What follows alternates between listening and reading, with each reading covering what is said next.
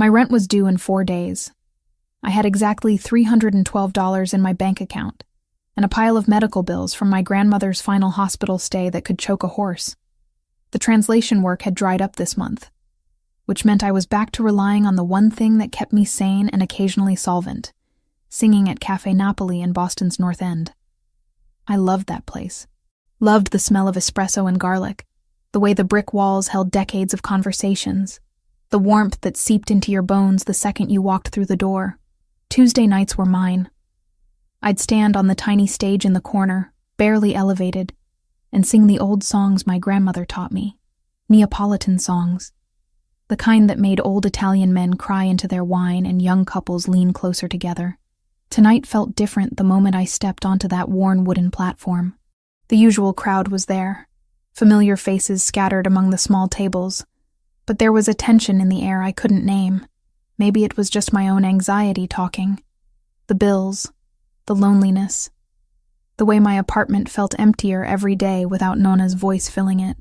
I closed my eyes and let the first notes of Anima e Cor rise from somewhere deep in my chest. My grandmother's favorite. She'd sung it to me in Neapolitan, not the standard Italian version everyone knew, but the old dialect from her village outside Naples. The words felt like home in my mouth, like reaching back through time to hold her hand one more time. The cafe went quiet. That always happened when I sang this one. But tonight the silence felt heavier, charged with something I couldn't identify. I opened my eyes halfway through the second verse and saw him.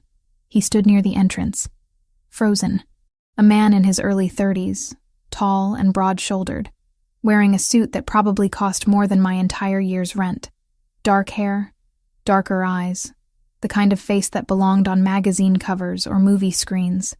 2 men flanked him, clearly security, their postures screaming professional protection, but it was his expression that made my voice almost falter. He looked like he'd seen a ghost. Those dark brown eyes were locked on me with an intensity that made my skin prickle. Not threatening exactly, but focused in a way that suggested he was memorizing every note, every breath, every movement. His jaw was tight, his hands clenched at his sides. One of the men beside him leaned in to say something, but he waved him off without breaking eye contact with me. I finished the song.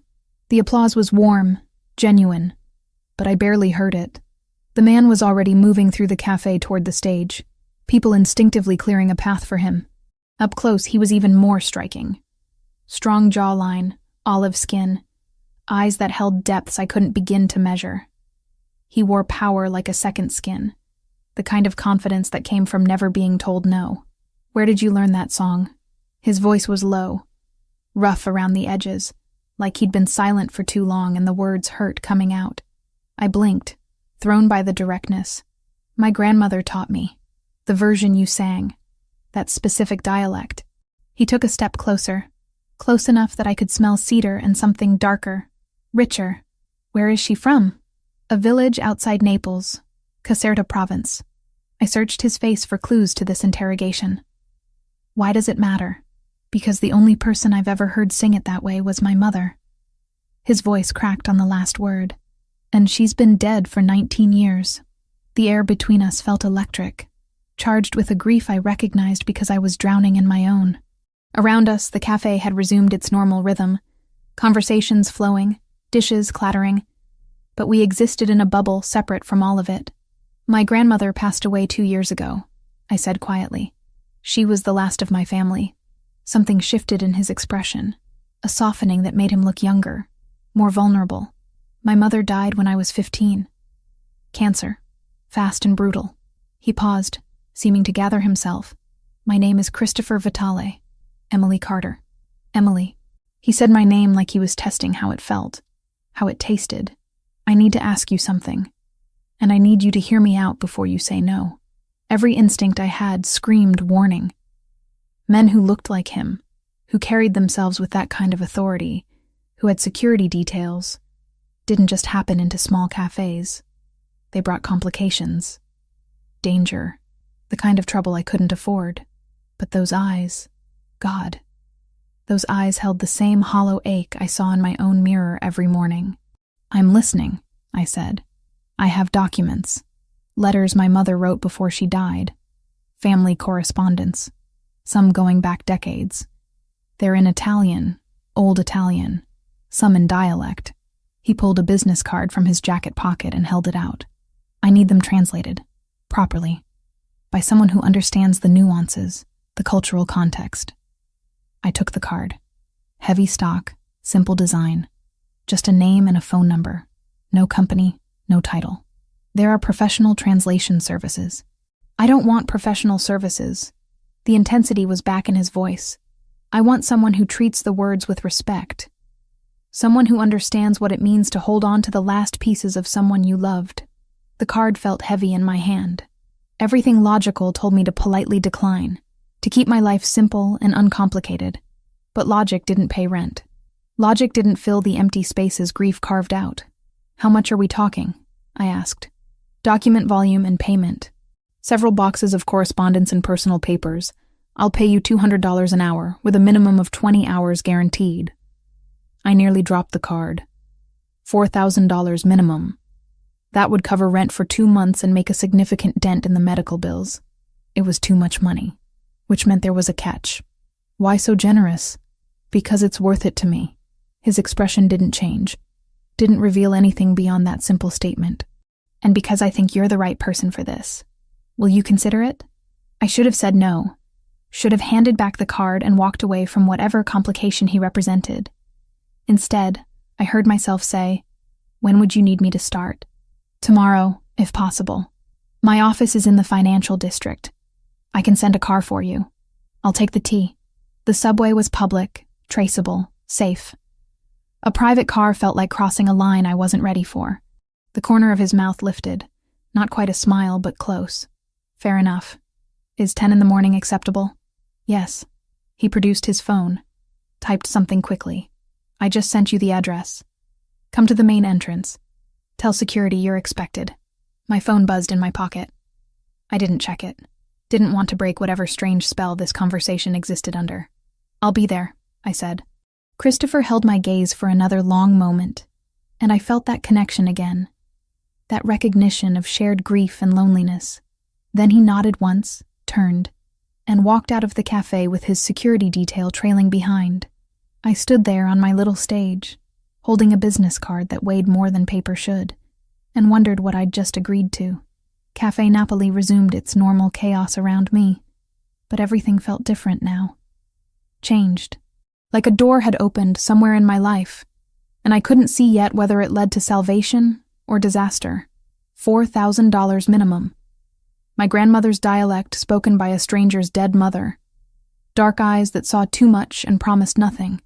I tucked the card into my pocket and tried to ignore the feeling that I'd just stepped off a cliff without checking if there was ground below.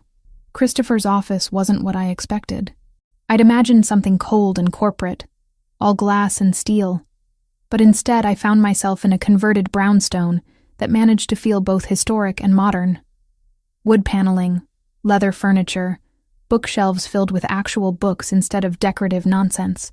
The receptionist led me to a second-floor room that had clearly been designed as a library. 3 archival boxes sat on a mahogany table. Christopher stood by the window, looking out at the street below. He turned when I entered, and that intensity from last night was still there, maybe even stronger in the daylight. "Thank you for coming," he said. "Coffee? Water?" Coffee would be great. He made it himself from a setup in the corner. Proper espresso from a machine that probably cost more than my car. When he handed me the cup, our fingers brushed, and I felt that same electric awareness from the cafe. "These are my mother's letters," he said, gesturing to the boxes. Correspondence with family back in Italy, personal journals, notes she made about recipes and family history. Some are typed, most are handwritten. Her penmanship was better than most people's typing. I set down my cup and opened the first box. The smell hit me immediately. Old paper, faded ink, the particular mustiness of documents preserved with care, letters tied with ribbon, journals with leather covers worn soft by handling, photographs tucked between pages. "She was beautiful," I said, looking at a photo of a dark-haired woman with Christopher's eyes, laughing at something beyond the camera's frame. "She was everything." His voice went rough again. "Take your time with them. There's no rush, but there was. I could feel it in the way he looked at those boxes, like they held answers to questions he'd been asking for 14 years. I pulled out the first letter, dated from 30 years ago, and began to read. Maria Vitale's handwriting was elegant, flowing, full of personality. She wrote to her sister about life in America, about her young son, about the man she'd married. The affection in every word made my chest tight. "Your mother loved words," I said. "The way she describes things, it's almost poetic." Christopher moved closer, reading over my shoulder. "Read it to me? In English, but read it the way she would have said it." So I did. I translated aloud, trying to capture not just the words but the warmth, the humor, the fierce love that radiated from every sentence. Christopher stood perfectly still, barely breathing, and when I finished, he turned away quickly, but not before I saw the shine in his eyes. "Thank you," he said, his back still to me. "That's exactly what I needed." We fell into a rhythm. I'd read through letters, taking notes, occasionally translating passages aloud when something particularly moving or significant appeared. Christopher would sit nearby, sometimes at the table, sometimes in one of the leather chairs, just listening. The silence between us felt comfortable, like we'd known each other longer than 18 hours. Around noon, he ordered lunch from somewhere local. Real food, not corporate catering nonsense. We ate and talked, conversation drifting from translation work to music to the slow process of grief that never really ends, just changes shape. "My grandmother raised me," I told him. "My parents died in a car accident when I was 7. She gave up everything to take me in. Never complained once about the life she lost. I owed her everything. Medical bills," he said. "It wasn't a question. Pancreatic cancer. Fast and brutal, like your mother. By the time they found it, treatment was just buying time." I pushed pasta around my plate. I'd sell everything I owned to hear her voice one more time. "I used to have recordings of my mother singing," Christopher said quietly. "My father destroyed them all after she died. Said keeping them made it harder to move forward. That's cruel. He was a complicated man. Dead now, too. Heart attack when I was 17. I'm sorry. Don't be. We weren't close." He set down his fork, his expression closing off. "Tell me about your grandmother's village, the one in Caserta."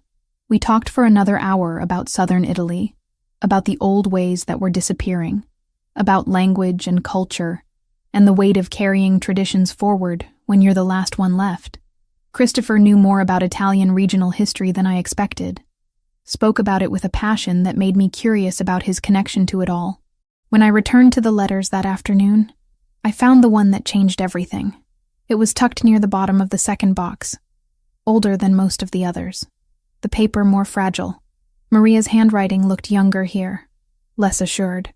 I read through it once silently, my Italian decent enough to catch the general meaning, then read it again more carefully. My hands started shaking. "Christopher," I said, my voice strange in my own ears, "I need you to read this with me." He was beside me in seconds. "What is it?" "Your mother wrote this to someone named Julia. A cousin, I think. It's dated about 40 years ago, before you were born." I pointed to a passage near the middle. "She's talking about a marriage proposal. Someone from Calabria, representing a powerful family there. She refused." "Calabria," his jaw tightened. "The 'ndrangheta." The word hung between us, heavy with implications I was only beginning to understand. I'd heard of the 'ndrangheta, of course. Calabrian organized crime, one of the most powerful criminal organizations in Europe. But hearing Christopher say it like that, with that particular edge to his voice, made connections form in my mind that I didn't want to acknowledge. "She says the family was angry about the refusal," I continued translating, forcing myself to focus on the words, "that they viewed it as an insult. She writes that she's afraid they won't forget, that they might come after her husband's family, after their business interests." Christopher took the letter from my hands, reading it himself. His Italian was clearly fluent, his eyes moving quickly over the text. When he looked up, his expression was harder than I'd seen it, all the softness from earlier conversation gone. "She mentions a traitor," he said. Someone close to the family who might be sympathetic to the Calabrians. Someone with blood ties. I found the passage he meant. Il traditore di sangue. The traitor of blood. Did she name them? I scanned the rest of the letter carefully. No. Or if she did, that page is missing. Look, the next letter is dated 3 months later. Whatever she wrote in between is gone. Christopher stood abruptly, pacing to the window. His shoulders were rigid, his hands clenched. I watched him process this information, saw the way his whole demeanor shifted into something more dangerous, more controlled. This matters, I said carefully. This isn't just family history. No. He turned back to me. Emily, I need to be honest with you about something. The work I do, the business I'm involved in, it's not entirely conventional. I gathered that from the security detail and the vague business card. A flicker of something, maybe amusement, crossed his face. You're observant. I'm not stupid. You want to tell me what's really going on? Not yet. He came back to the table, his focus entirely on me. But I need you to keep translating. All of it. Every letter, every journal entry, every scrap of paper in these boxes. Can you do that? You think there's more about this traitor, about the 'Ndrangheta? I know there is. My mother was careful, deliberate. If she wrote about this once, she documented more.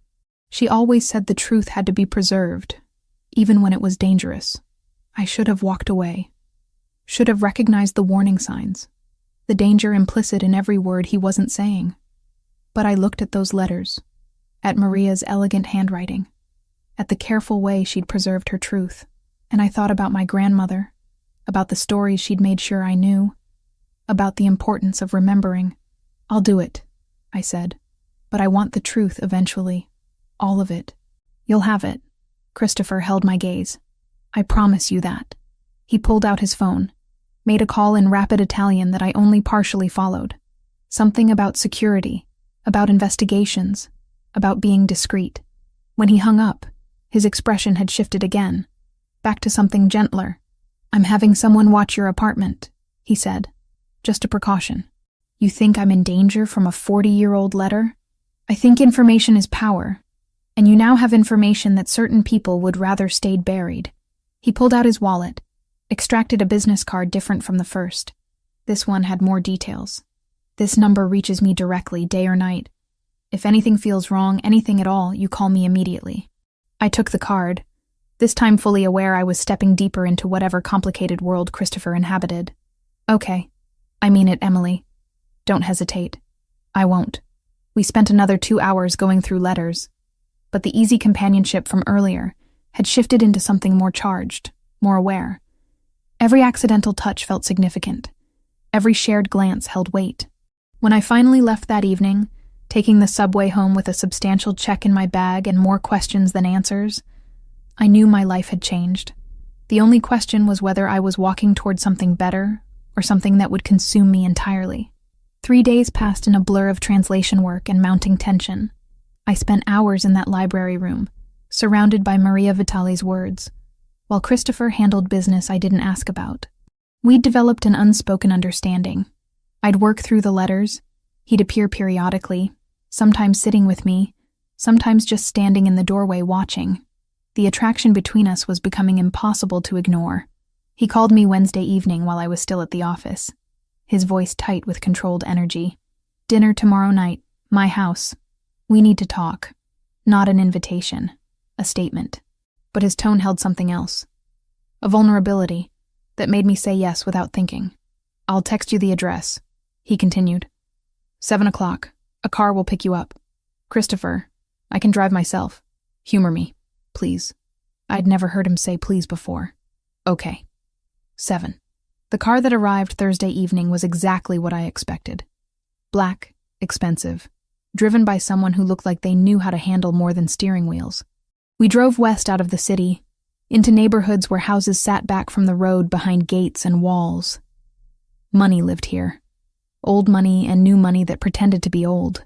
Christopher's property sat at the end of a private drive, a modern structure of glass and stone that somehow managed to look warm instead of cold. Security was everywhere but discreet. Cameras, sensors, Men in dark clothing positioned strategically. I'd stopped pretending not to notice things like that. He met me at the door wearing dark slacks and a white shirt, sleeves rolled to his elbows, collar open. Casual for him, but still radiating that controlled power.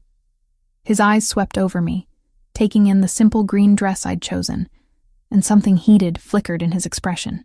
"You look beautiful," he said. "You look worried." A slight smile. Direct as always. "Come in."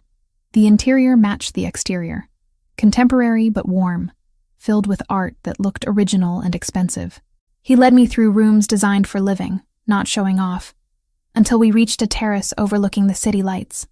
A table was set for two, intimate and perfect. "I had dinner brought in from a place in the North End," he said. "Real Italian food, not the tourist garbage." We sat, and he poured wine while I tried to process being here, in his home, sharing a meal that felt more like a date than a business dinner. The food was excellent, but I barely tasted it. The tension between us was thick enough to choke on. "You've been avoiding the subject," I said finally. "The business, what you actually do." Christopher set down his fork, his expression shifting into something more guarded. "I run the Vitale organization. We have interests in construction, real estate, importing. Some of it's completely legitimate. Some of it exists in gray areas. And some of it is exactly what you're imagining. Organized crime.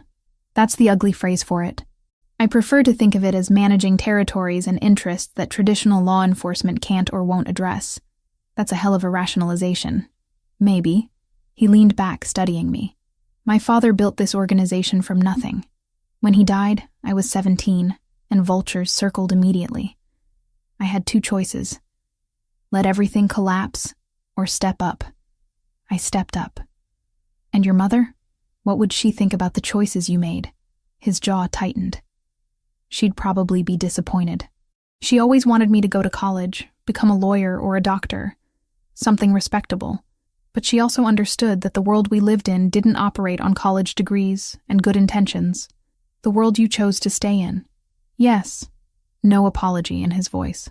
"I'm not going to lie to you, Emily. I've done things I'm not proud of. Hurt people who threatened what's mine. Made decisions that kept me awake at night.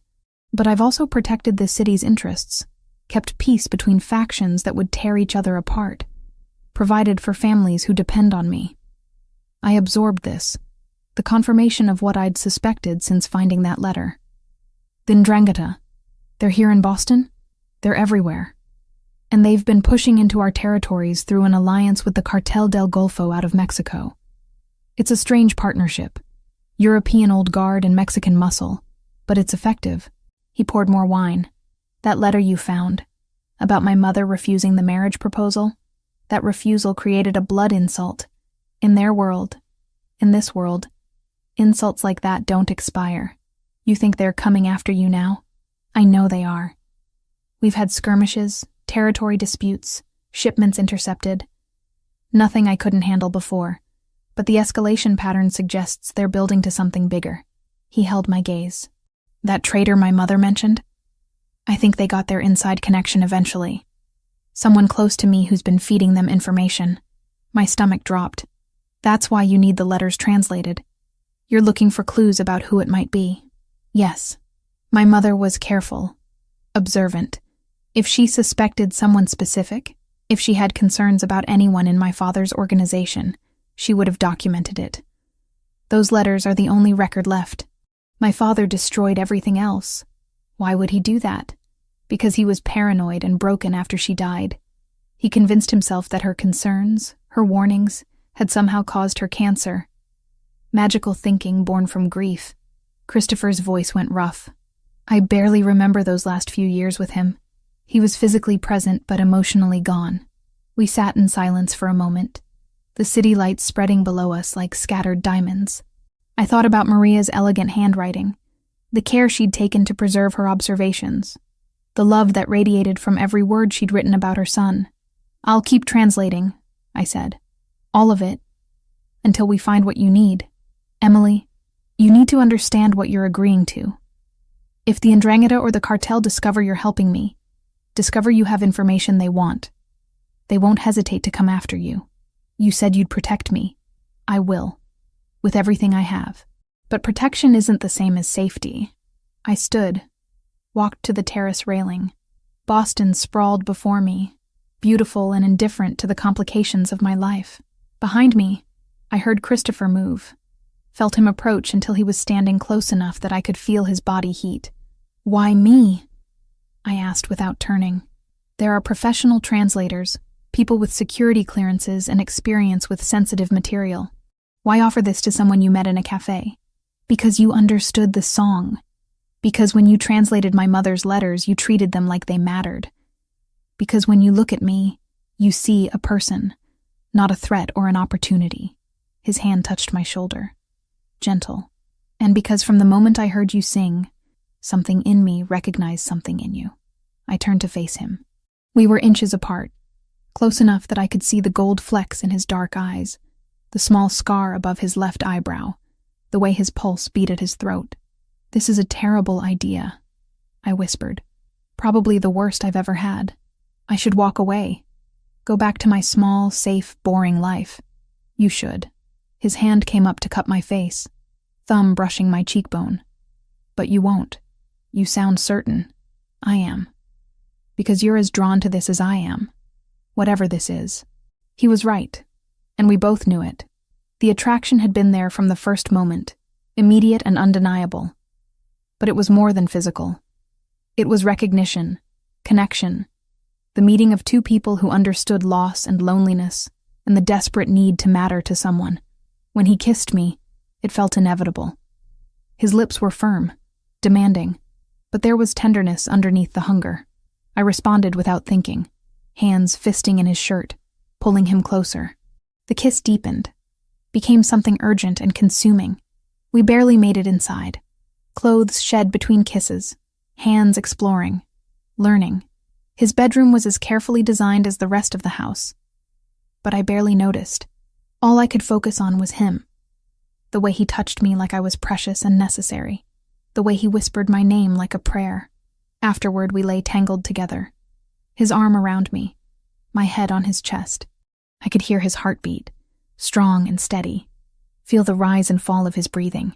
Stay tonight, he said into the darkness. Please. I should have said no. Should have maintained boundaries. Kept this professional. Instead, I pressed closer and said, okay. His arm tightened around me, and I felt him relax in a way I suspected he rarely allowed himself. Outside, security patrolled and cameras watched.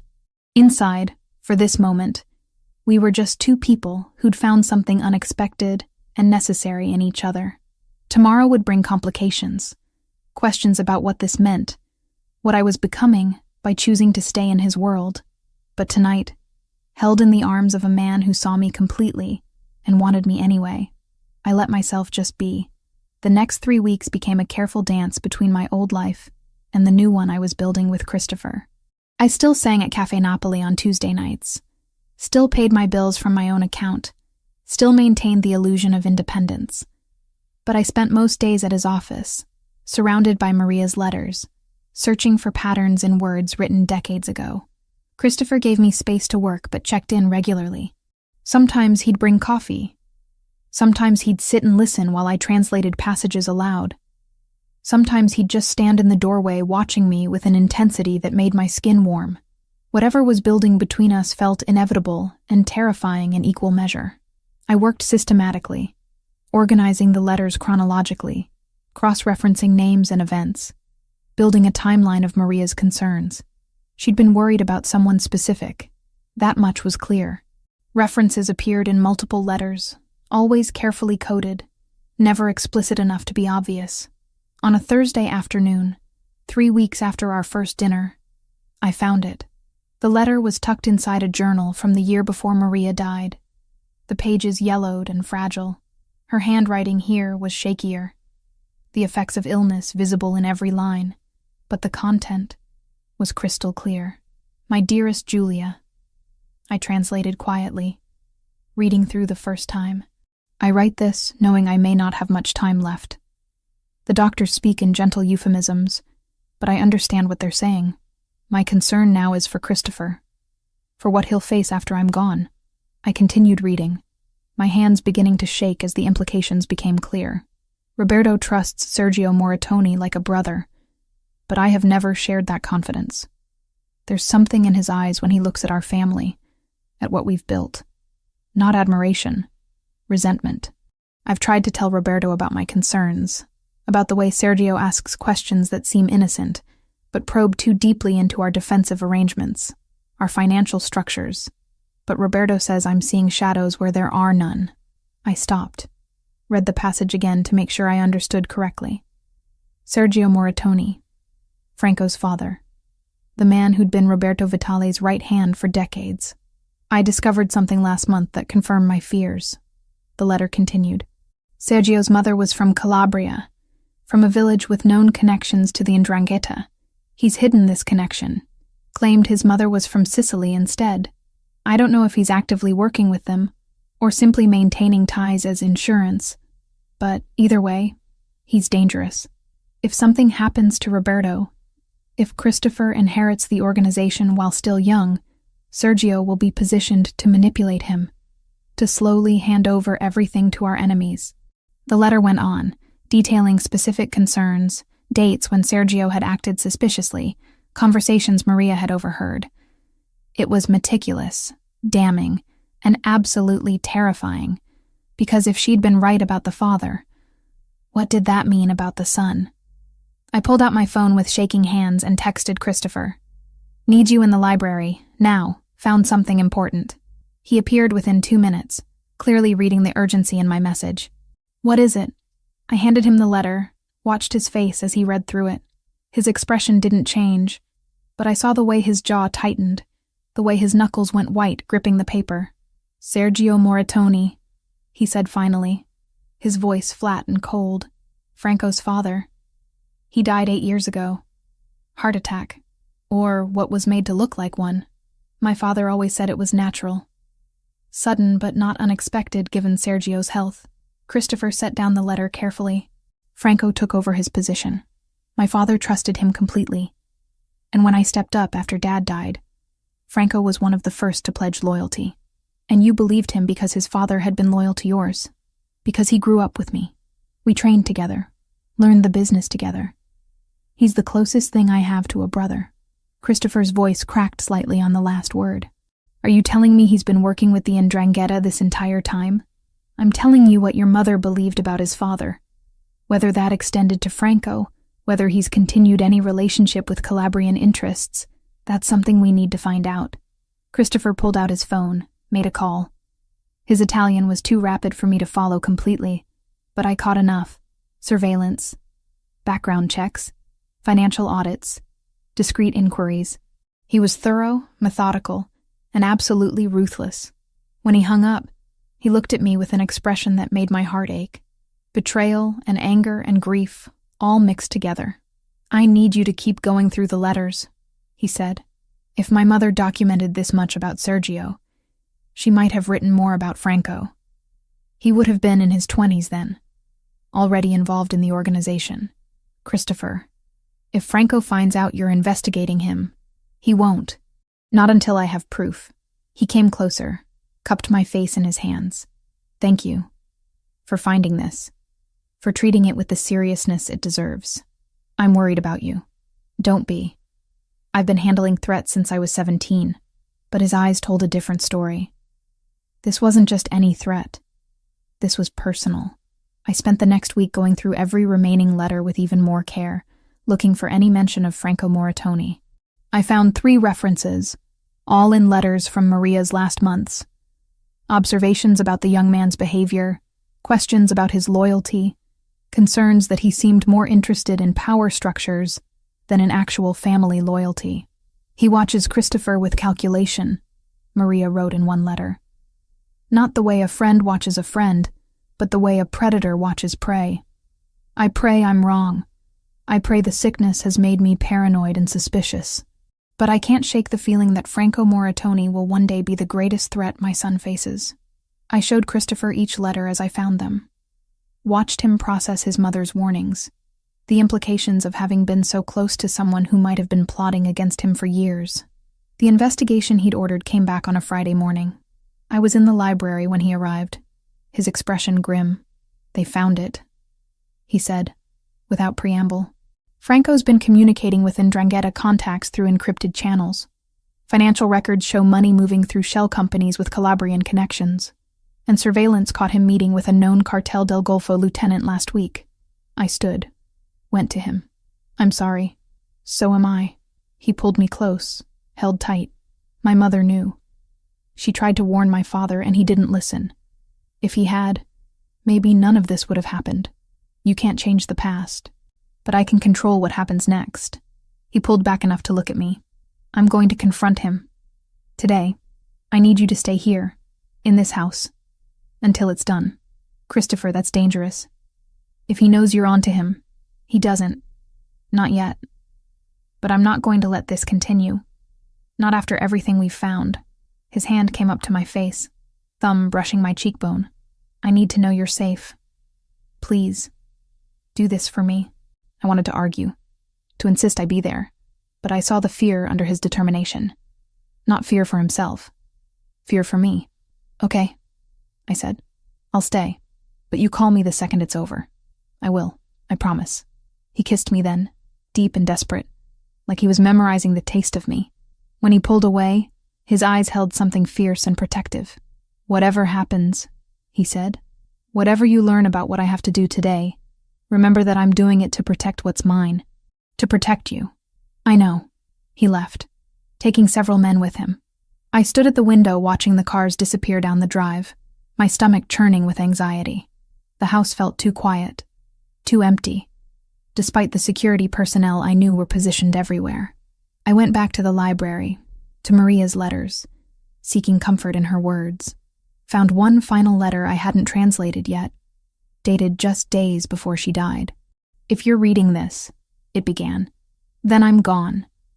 And Christopher faces the battles I feared. Tell him I loved him.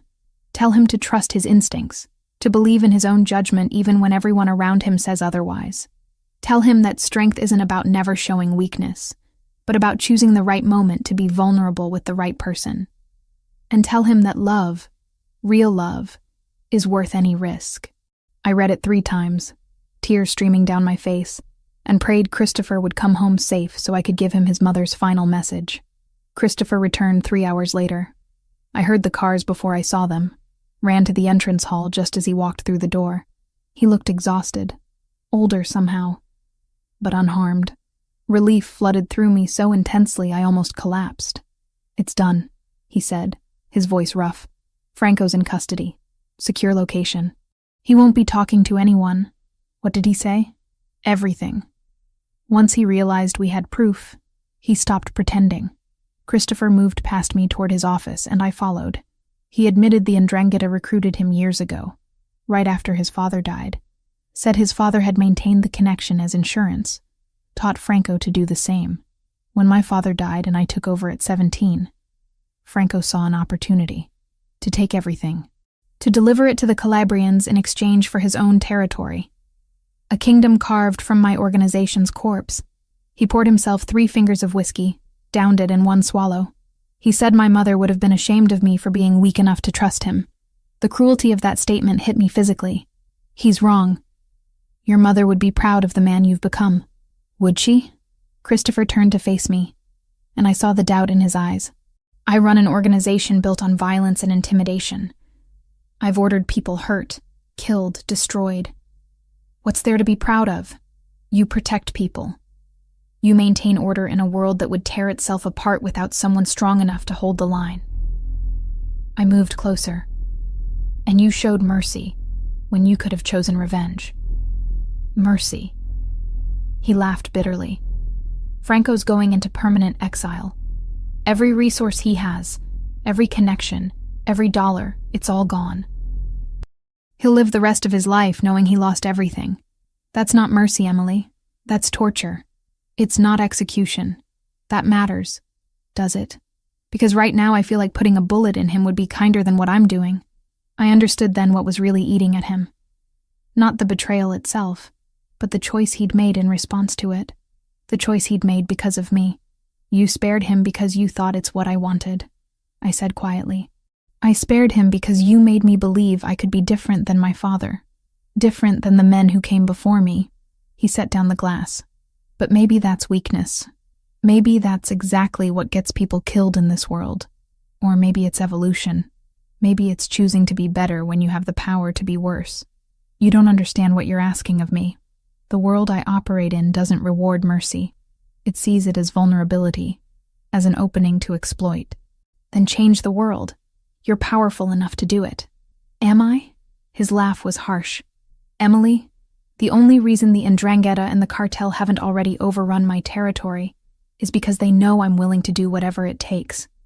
That I'll burn everything to ash before I surrender. The moment I show weakness, the moment I hesitate, they'll come for everything, including me.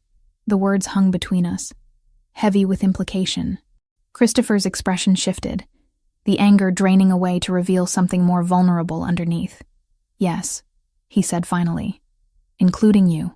Franco made sure they know about you, about the letters, about everything you've helped me discover. You're a target now, Emily.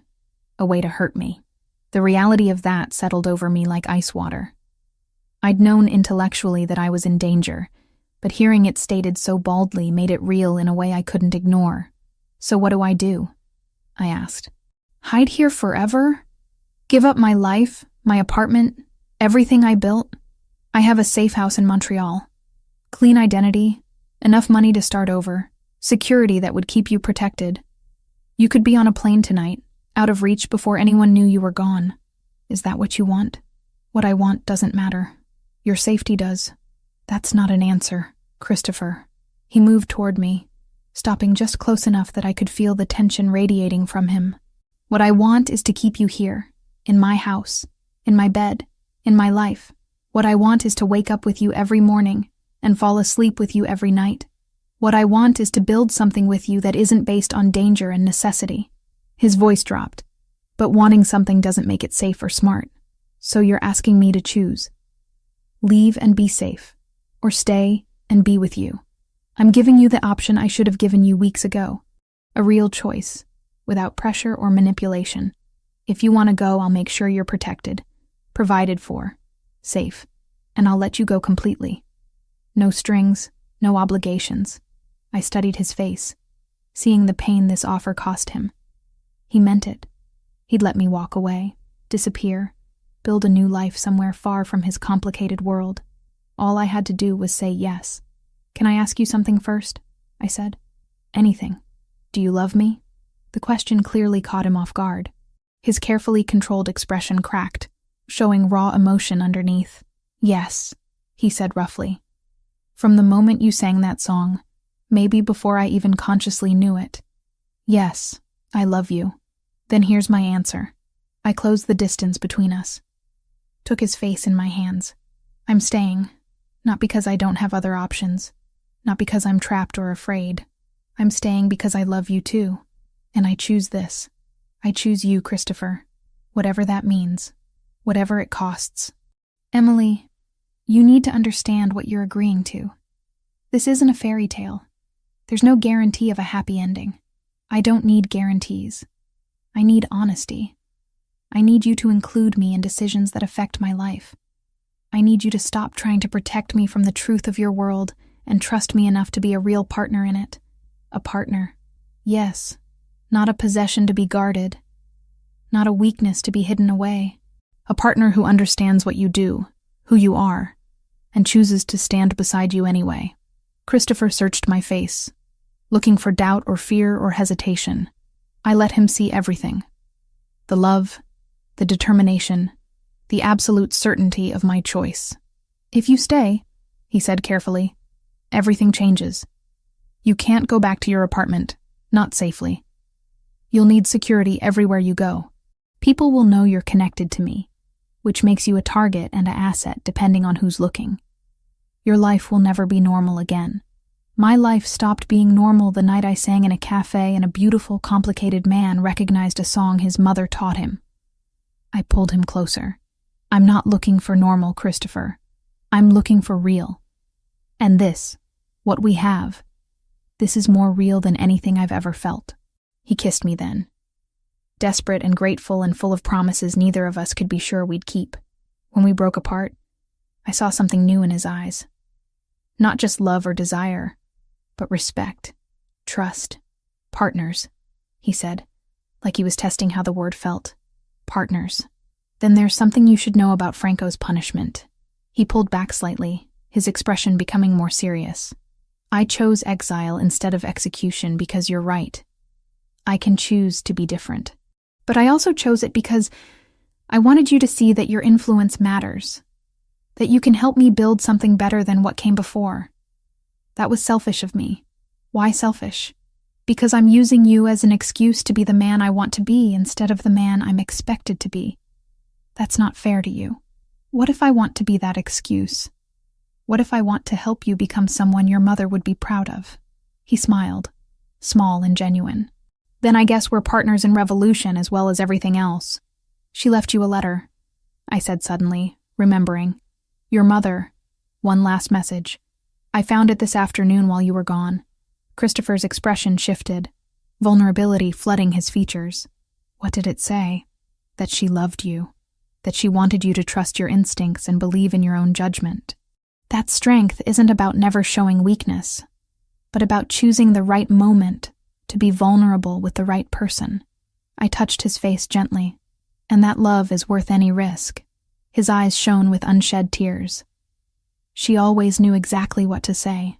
She knew you'd face this, all of it, and she believed you'd make the right choices. I hope she's right. She is. Because you're choosing love over fear, partnership over isolation, evolution over tradition. That's brave, Christopher. That's strength. He held me close, and I felt the tension finally drain from his body. Outside, security patrolled and threats waited. Inside, we'd found something worth protecting, worth fighting for, worth the risk of everything. Stay with me tonight, he said against my hair. Tonight and every night after. That's the deal. Best deal I've ever made. We stood there in his office, holding each other as evening turned to night. Two people who'd found something extraordinary in the most unlikely circumstances. The danger wasn't gone. The threats hadn't disappeared, but we'd face them together now, as partners, as equals, as two people who chose love even when safer options existed. And somehow, that made everything else bearable. 4 days passed in careful tension. I moved my essential belongings into Christopher's house, gave up the apartment lease I could barely afford anyway, and started learning the rhythms of life surrounded by security. Christopher worked to consolidate his position after Franco's removal, ensuring loyalty among his remaining people, reinforcing defensive positions.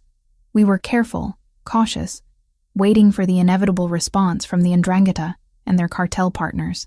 It came on a Tuesday night. I was in the bedroom when I heard the first gunshot. For a second, I thought I'd imagined it, that my paranoia had finally tipped into hallucination.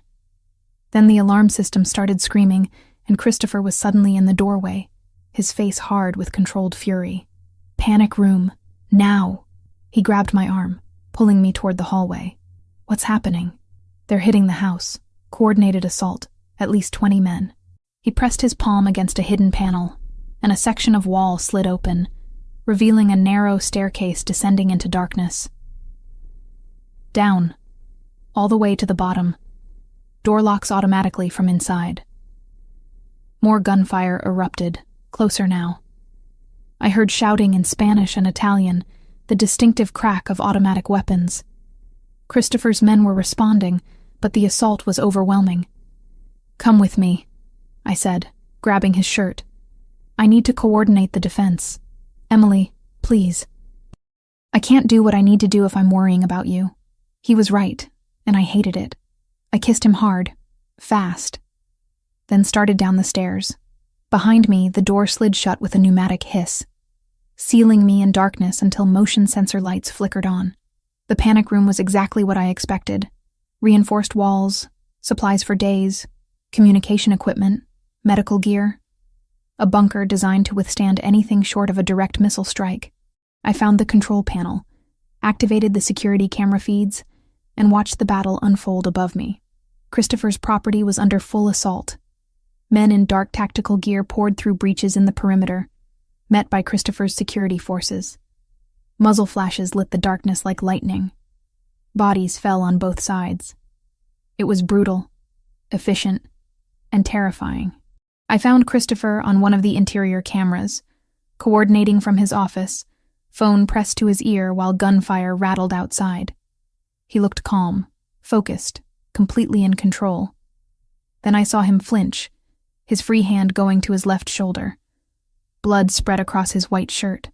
"No," I whispered, watching him continue giving orders even as he bled. "No, no, no." He was hit but still fighting, still leading. The realization of what that meant, how close he was to dying while I hid safe below, made something break inside me. I couldn't do this. Couldn't sit here watching while he bled out upstairs. The panic room door was designed to lock from inside for maximum security, but there was an emergency override, hidden behind a panel, meant for situations where someone needed to exit during an active threat. I found the manual, read through the instructions with shaking hands. It took 3 minutes to bypass the electronic lock, 3 minutes of listening to gunfire and watching Christopher grow paler on the security feed. The moment the lock disengaged, I grabbed the medical kit and ran up the stairs. The house was chaos. Smoke filled the hallways. Glass crunched under my feet. Bullet holes pocked the expensive walls. I heard fighting nearby. Men shouting, the crack of gunfire. I ignored it all, focused only on reaching Christopher. I found him in a corridor leading to his office, still on his phone, still giving orders. His left shoulder was soaked with blood, his face pale but determined. When he saw me, his expression shifted from shock to fury. "What the hell are you doing up here? Saving your stubborn life." I dropped to my knees beside him, pulling open the medical kit. "You've been shot." "I'm aware." "Emily, you need to get back to the panic room." "Shut up and let me work." I cut away his shirt, assessed the wound. Through and through, clean entrance and exit. But he was losing blood fast. I grabbed gauze and pressure bandages, working with hands that shook but held steady enough. Christopher made a sound between a laugh and a groan. "You're impossible. You're one to talk." I applied pressure to the wound and he hissed. "Sorry. Don't be. Just hurry." I packed the wound as best I could, wrapped it tight enough to slow the bleeding. It wasn't pretty, but it would keep him alive until we could get proper medical attention. Around us, the gunfire was lessening, becoming more sporadic.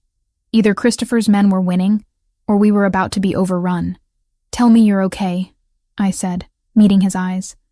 "I'm okay. Thanks to you." He cupped my face with his good hand. "You were supposed to stay safe." "I was. But then I watched you bleeding on camera and realized safe doesn't mean anything if you're not there."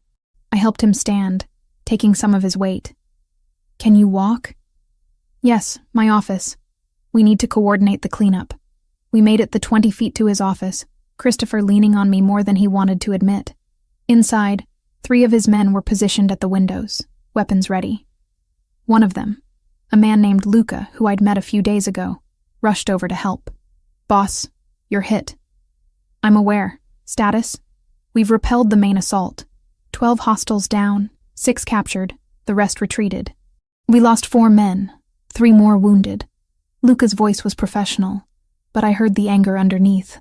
They used Franco's intelligence, knew our security protocols, our blind spots.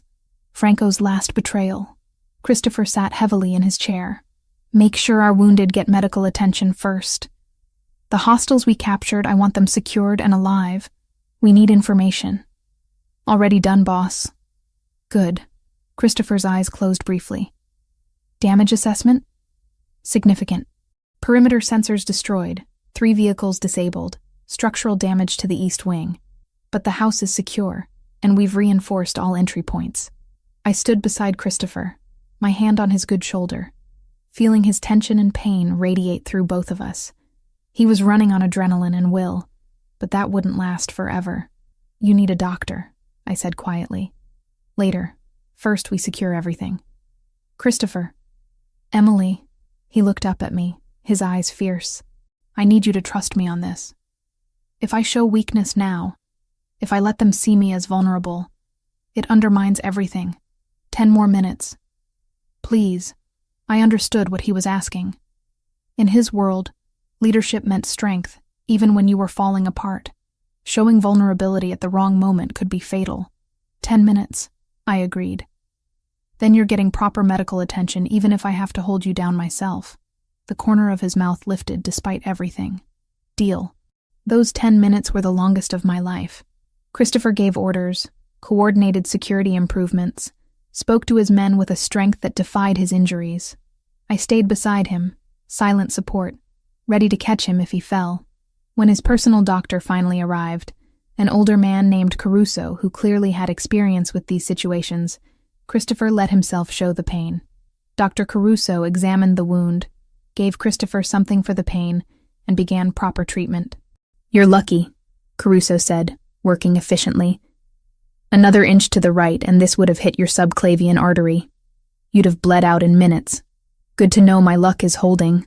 Christopher's voice was strained but steady. I held his hand through the treatment, through the stitching and bandaging, through the moments when pain made his grip tighten until my bones ached. When it was finally done, Dr. Caruso packed up his supplies. Rest for at least a week. That shoulder needs time to heal properly. I'll check on you tomorrow. He looked at me. Make sure he actually rests. He's terrible at following medical advice. I'll chain him to the bed if necessary. Caruso smiled. I believe you would. After he left, after Luca reported that everything was secured and guards were in place, after all the immediate crisis had passed, Christopher finally let himself collapse. Not physically, not where his men could see, but emotionally. The weight of the attack, the losses, the close call, it all crashed down at once. I held him while he processed it. This strong, dangerous man who'd just fought off an army but couldn't fight off the human need to feel and grieve. We sat in his office surrounded by the evidence of violence, holding each other while the house settled into wary silence. They'll come again, he said finally. This was just the opening move. I know. You should have stayed in the panic room. You could have been killed. So could you. I made my choice, Christopher. I'm not going to hide while you bleed. I'm starting to understand that. He pulled back enough to look at me, and I saw something new in his expression. Not just love or desire, but genuine partnership. Recognition that I wasn't going to be protected or sheltered, but would stand beside him through whatever came. You're terrifying, you know that? Says the man who just fought off 20 armed men with a gunshot wound. That's different. That's my job. This is mine. Taking care of you. Making sure you survive long enough to build the life you deserve.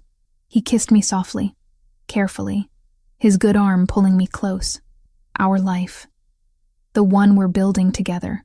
Yes, our life. Outside, dawn was beginning to break, painting the damaged grounds in shades of gray and gold. We'd survived the first real test, but more would come. The 'Ndrangheta and the cartel wouldn't stop with one failed assault. They'd regroup, plan, come at us from different angles, but we'd face it together, partners in every sense, stronger together than apart. And somehow, despite the violence and danger and uncertainty, that felt like enough. Christopher was a terrible patient. Dr. Caruso had ordered rest, but by the second day, Christopher was back at work, coordinating repairs and reinforcing security from his bedroom when I physically prevented him from going downstairs. By day 3, I'd given up trying to keep him still, and instead focused on making sure he didn't tear his stitches. That's when I realized something had shifted. His men started coming to me with questions, checking in about Christopher's condition, asking if now was a good time to brief him. Luca brought me security reports before taking them to Christopher, letting me filter what needed immediate attention versus what could wait. I'd become a gatekeeper without consciously deciding to be one. You're good at this, Christopher said one afternoon, watching me coordinate with Dr. Caruso about physical therapy, while simultaneously reviewing intelligence reports Luca had dropped off, managing information flow, prioritizing threats, keeping everyone organized. Years of freelance translation work taught me how to juggle competing demands. I set down the reports. How are you feeling? Be honest. Like I got shot 4 days ago. He flexed his shoulder experimentally, winced. But improving. The pain is manageable now. That means the medication is working. Don't push it. Yes, ma'am. The teasing tone was back. which meant he was genuinely feeling better. We need to talk about what comes next. I'd been expecting this conversation.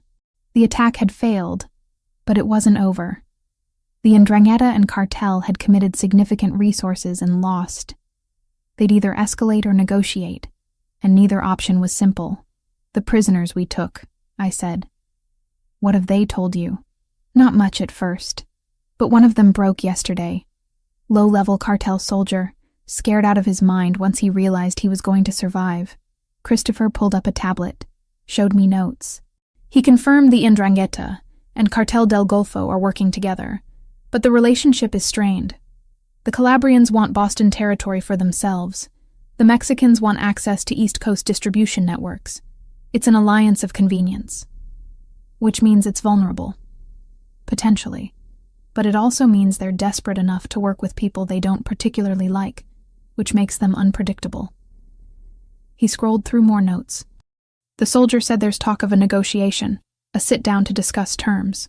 They're hurting too. Lost a lot of men in the assault. Spent resources they can't easily replace. Do you trust that?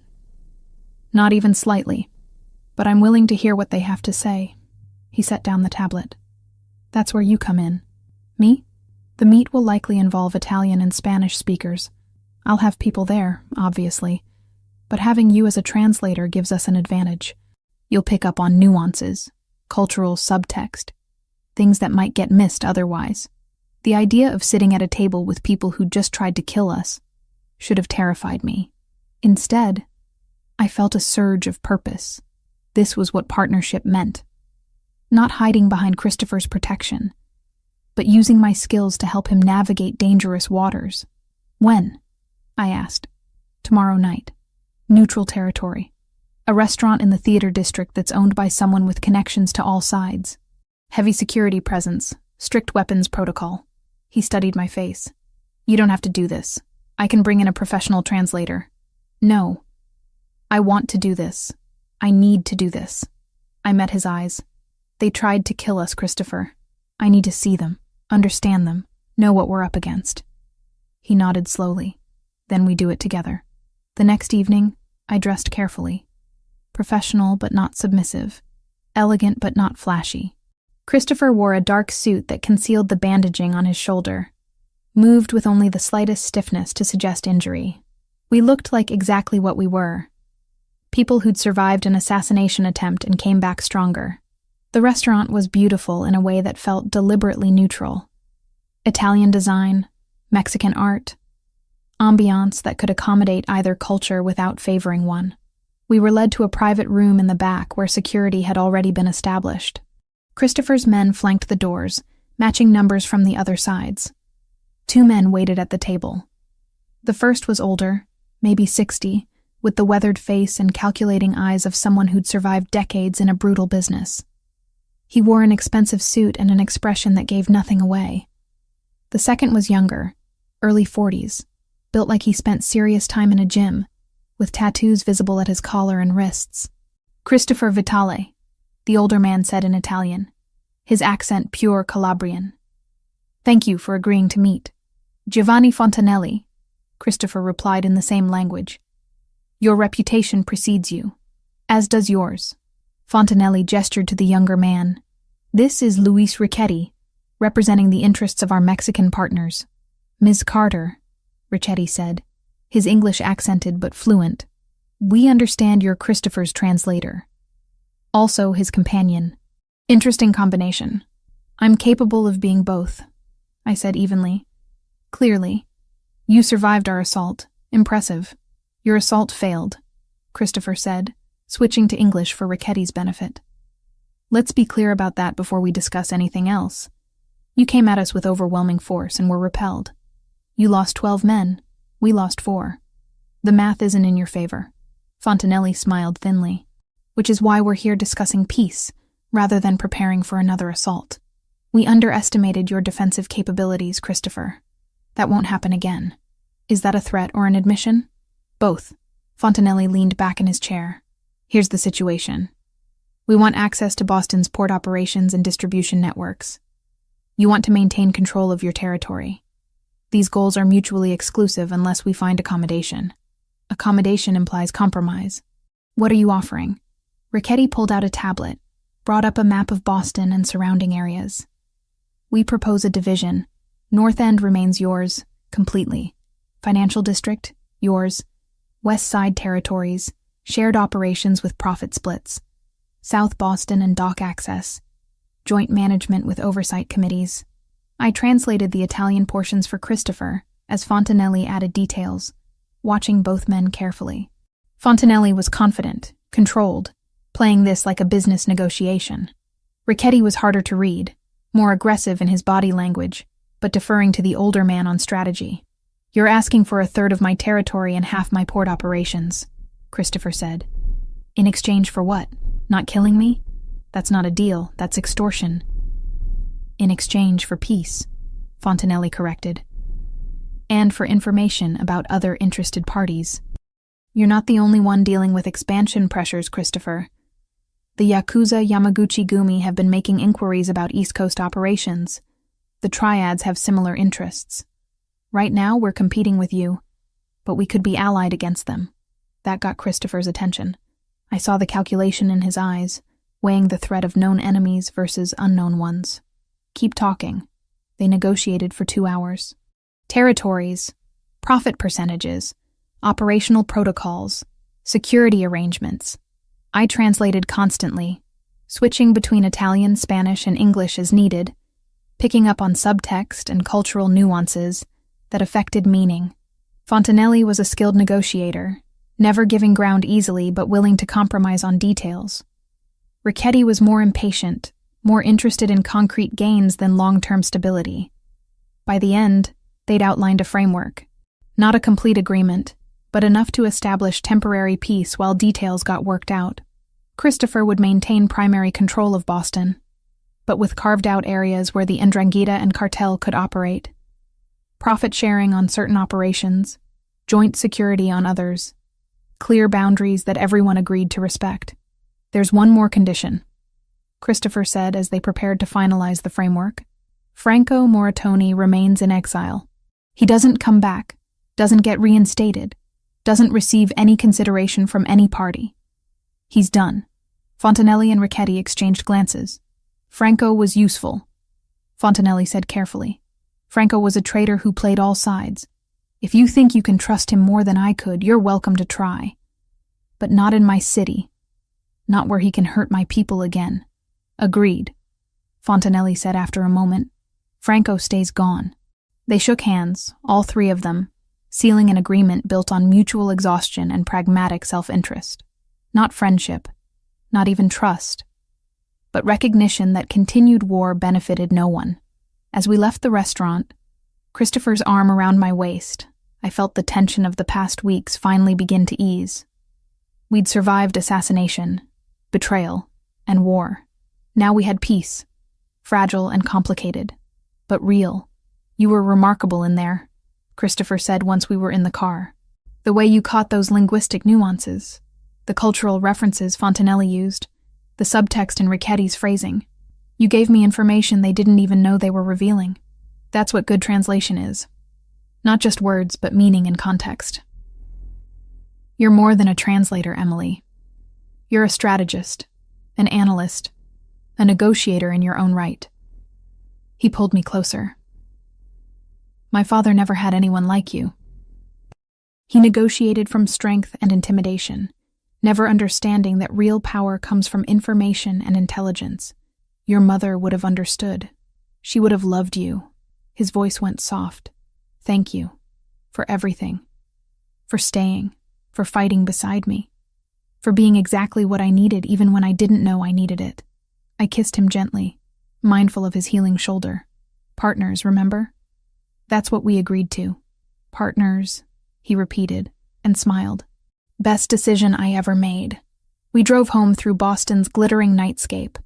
Two people who'd found each other in impossible circumstances and built something stronger than either of us could have managed alone. The road ahead was still uncertain, still dangerous, but we'd face it together. And somehow, that made everything else bearable. 4 months after the peace agreement, Boston felt different. The territories had settled into their new configurations.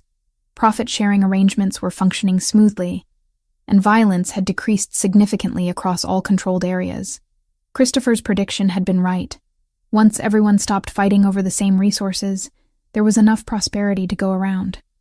I'd settled into my role as something more than translator and less than official title. Christopher's people called me his consultant, his advisor, his partner depending on who was asking. The truth was, somewhere between all three.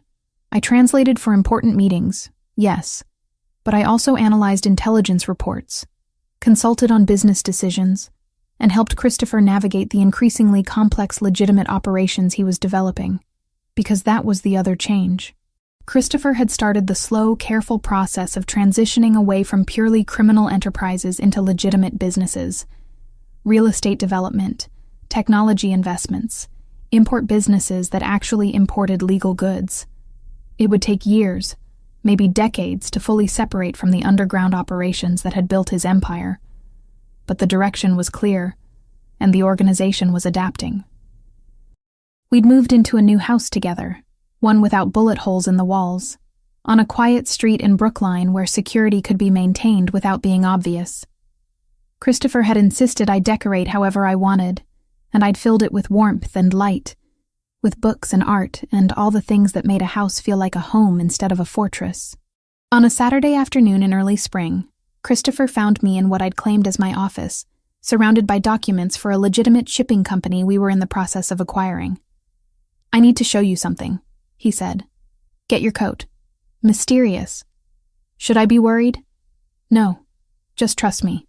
We drove west out of the city, past the suburbs into countryside that still existed if you knew where to look. Eventually, Christopher turned onto a narrow road that led to a small cemetery, old and well-maintained, surrounded by trees just beginning to show spring green. He parked and led me through the graves until we reached one with a simple headstone. Maria Vitale, beloved mother, with dates that confirmed she'd been only 43 when she died. Fresh flowers already sat in the vase, which meant Christopher had been here recently without telling me. "I come here sometimes," he said quietly. "When I need to think, when I need perspective. I haven't brought anyone with me since my father died." I took his hand, squeezed gently. "Thank you for bringing me now. I wanted you to meet her. Properly, I mean. Not just through her letters." He pulled something from his jacket pocket, a worn photograph protected in plastic. Maria Vitale at maybe 30, laughing at the camera, holding a small boy who had to be Christopher. The resemblance was startling. "She was beautiful," I said. "She was everything good about my childhood. The person who made me believe the world could be kind, that love mattered more than power." His voice roughened. "I spent years after she died trying to prove I didn't need that. That strength was enough. And now I know she was right all along. Love is worth the risk, worth the vulnerability, worth building a life around." He turned to face me fully. "You taught me that, Emily. You and her letters. Her final message. She told me to find the right person to be vulnerable with, and I did." My throat tightened with emotion. "I'm glad I could help you find your way back to her wisdom." Christopher knelt beside his mother's grave, and I knelt with him. He touched the headstone gently, reverently. Then, to my surprise, he began to sing, quietly in Italian, the opening lines of Anima e Cor. I joined him on the second verse, our voices blending in harmony the way I imagined Maria and Christopher had sung together when he was young. The melody carried through the cemetery, beautiful and mournful, and full of love that death couldn't diminish. When we finished, Christopher had tears on his face. He didn't bother wiping them away. "She would have adored you, would have adopted you immediately, insisted you call her mama, fed you constantly, and interrogated me about when I was going to make an honest woman of you." I laughed through my own tears. "Would she approve of your business transformation?" "Probably. She always wanted me to do something legitimate, though she'd point out that I'm moving too slowly, that I should commit fully to leaving the old life behind." He stood, helped me up. "She'd be right about that too. You're doing what you can, as fast as you can do it safely. That's enough. Is it enough for you?" The question was serious, vulnerable. "I know what you gave up to be with me. The simple life, the safety, the normalcy. I want to make sure you're not regretting it." Christopher Vitale, are you having doubts about us? About us? Never. About whether I'm worthy of you? Every single day. I cupped his face in my hands, made him look at me directly. You're worthy. Not because you're perfect, but because you're trying. Because you choose to be better every day. Because you let me stand beside you as an equal instead of putting me on a pedestal or in a cage. That's what makes you worthy. He kissed me then, soft and deep, in front of his mother's grave with spring sunshine filtering through the trees. When we broke apart, he reached into his pocket again and pulled out a small box. My heart stopped. I've been carrying this for a month, he said, opening it to reveal a ring. Simple, elegant, a single diamond set in platinum, trying to find the right moment, the right words, trying to figure out how to ask you to permanently tie yourself to a life that's complicated and dangerous, and not what you planned. Christopher. But then I realized I was overthinking it. The right moment is here, with my mother as witness. The right words are simple. He took my hand. Emily Carter, will you marry me? Will you build this messy, complicated, beautiful life with me? Will you be my partner in everything? For as long as we both survive this crazy world?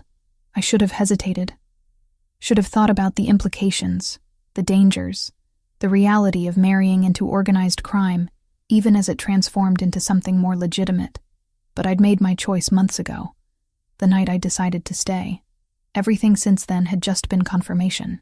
Yes, I said. Yes to all of it. The messiness, the complications, the beauty. Yes to building a life with you. He slipped the ring onto my finger and it fit perfectly. Of course it did. Christopher was nothing if not thorough. We stood there holding each other beside Maria's grave, and I felt her presence like a blessing, like approval from beyond death. She would have loved this moment, Christopher said, would have cried and laughed, and immediately started planning the wedding.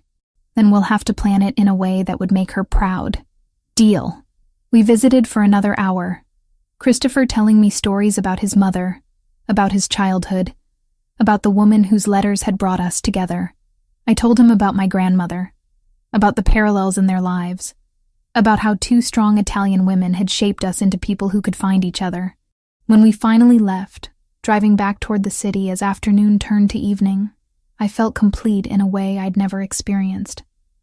Not because I'd found a man to complete me, but because I'd found a partner who made me want to be better, stronger, more fully myself.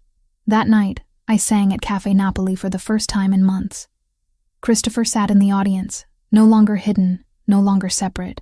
When I sang Anima e Cor, I sang it for him, for Maria, for my grandmother, for all the people who'd loved us into existence. Afterward, we walked through the North End hand in hand, security following at a discreet distance. People recognized Christopher, nodded respectfully, called out greetings. Some recognized me too now, the translator who'd become something more, the woman who'd stood beside Christopher Vitale through war and peace. What are you thinking? Christopher asked as we walked. That life is strange. 4 months ago, I was barely making rent and singing in cafes to survive. Now I'm engaged to a man who terrifies half of Boston and makes the other half feel safe. Does that bother you? Not even a little bit. I'm exactly where I'm supposed to be. So am I. He pulled me closer. Thank you for taking a chance on a complicated man with a dangerous life. Thank you for seeing me as more than someone to protect. For letting me be your equal. We reached his car where his driver waited patiently. Before we got in, Christopher turned to me one more time. I love you, Emily Carter. Soon to be Emily Vitale. I love you too. All of you.